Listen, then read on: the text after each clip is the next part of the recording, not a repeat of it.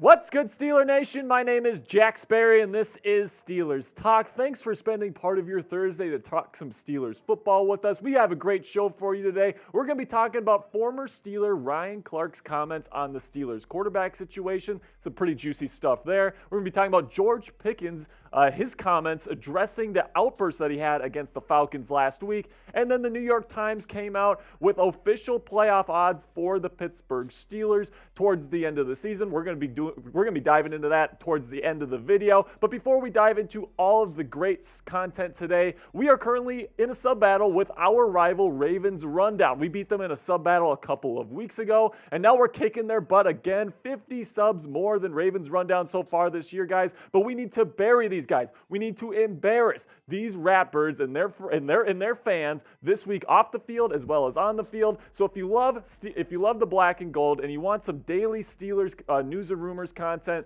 we do that 12 months out of the year here at Steelers Talk. So if that's your bag, go ahead and subscribe to the channel right now.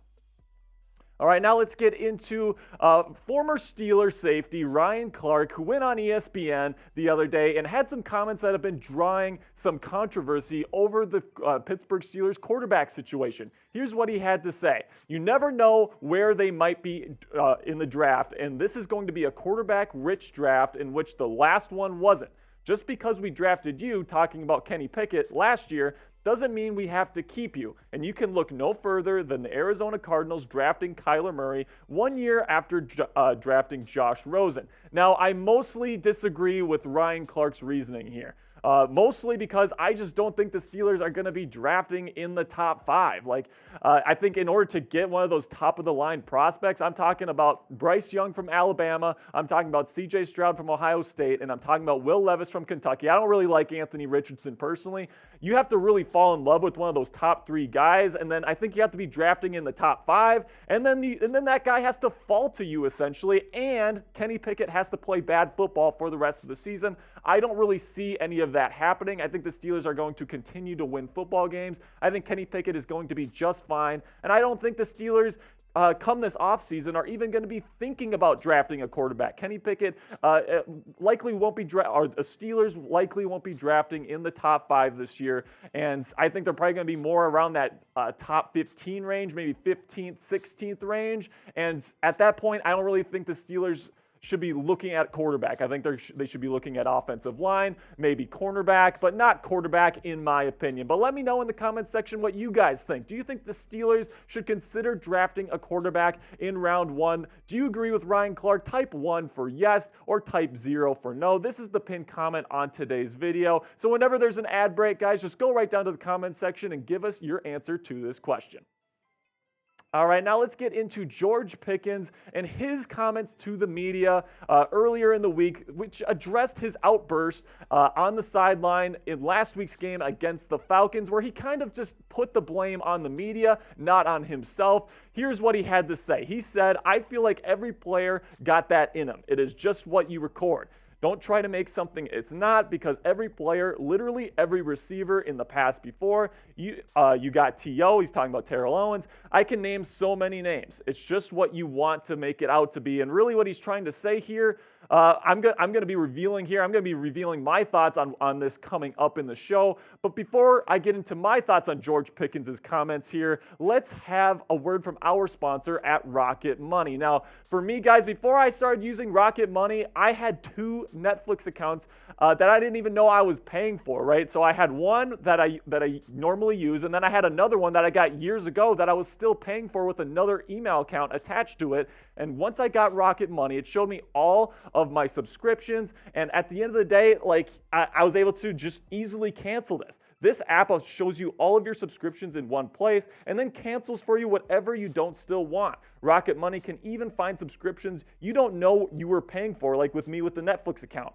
You may even find out you've been double charged for a subscription. So to cancel a subscription, all you have to do is press cancel. They make it super easy for you, and Rocket Money will take care of the rest for you. Get rid of useless subscriptions with Rocket Money now. Go to rocketmoney.com/Steelers Talk to help out the channel and save yourself potentially hundreds of dollars a month. I know it saved me a ton of money, guys. So if you want to help support the channel, go to rocketmoney.com/Steelers Talk to help yourself and to help us as well.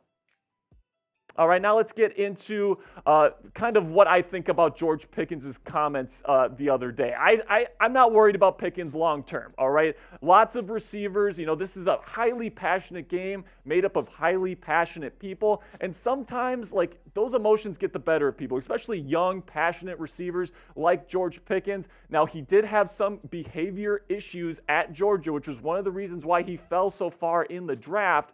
And some people are worried about him long term. But in the end, I think once the numbers and the production come, and I mean, I'm a believer in the talent of George Pickens. I think the production is going to be there. I think that these kinds of episodes will wane here coming up into the future. But he's just too talented, guys. You look at his numbers this season, they're not really what you expect given the talent. He's had those flashes of really high-end hands ability. The route running is good. He's got great size and speed. I think he's a future superstar in this league once he gets an offensive coordinator and a quarterback that can really connect with him and really accentuate his skill set. I think he's going to be a really, really good player in the National Football League.